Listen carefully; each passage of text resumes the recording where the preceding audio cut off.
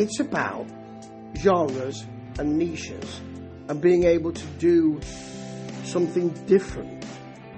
Sometimes you can be captured by a niche, you can be captured by a genre, an area that you've had success in, and then you're not able to step out of that. I think that's where, I mean, he was a comedian, wasn't he? You know, Toast of London.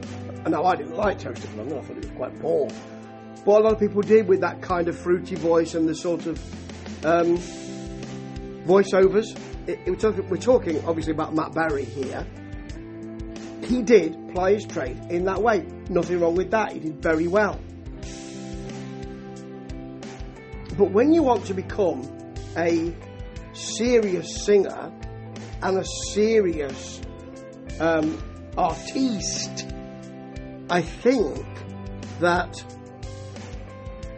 it's difficult, isn't it?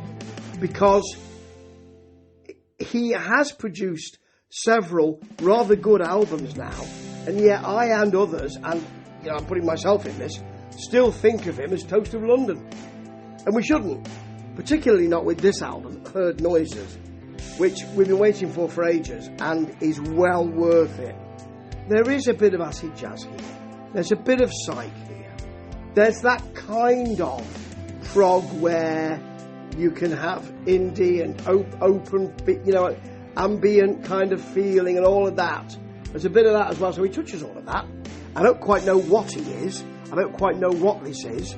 I just know it's very good.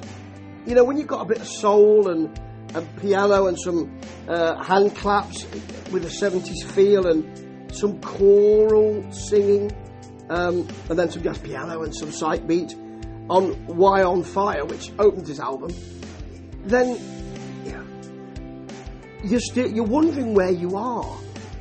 But we go into that sweet flute and 60s pop of Silver Rings, which has a lovely sunny groove, but it can give you things like Be Alarmed, which arrives as if it's waking up. It's a prog band waking up in the morning, giving you all those kind of floaty flute, backwards voices, that sort of almost ambient feel. We've got a bit of that with I Entered As I Came, with Natasha Lyonne, with some chimes and some bit of proggy chat there.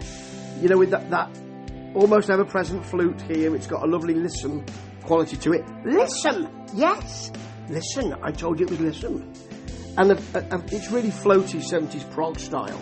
But then we've got There Are Monsters, with a groovy bass and organ, some wacka wacka guitar, chicken scratching guitar, and an electric piano solo. I love that, a driving bass. It's the best thing here for me. But other people will like other things. Like I got a limit with Kitty Liv, which has a Clubland 60s pop feel to it. It's a bit tinsel curtain.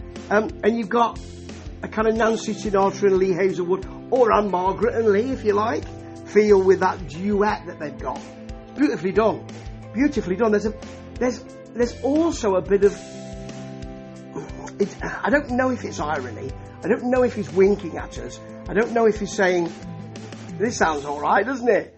I don't know if there's a bit of humour in here, but I'm presuming there is. But that's because I think of him as Toast of London, and I need to stop doing that, particularly when the album finishes with Sky High, which meanders around until you get a 60s spy feel with that very brittle kind of piano, and some needling synths, and then a sci-fi wig out, and a skronky sax solo with other skronky saxers arriving.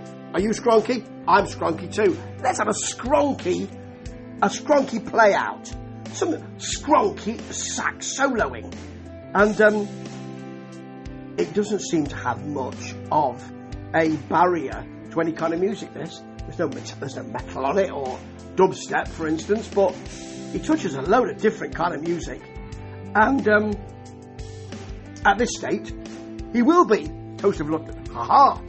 For his music, for his albums, and that's, I suspect, what he wants. He's just got to build up a little.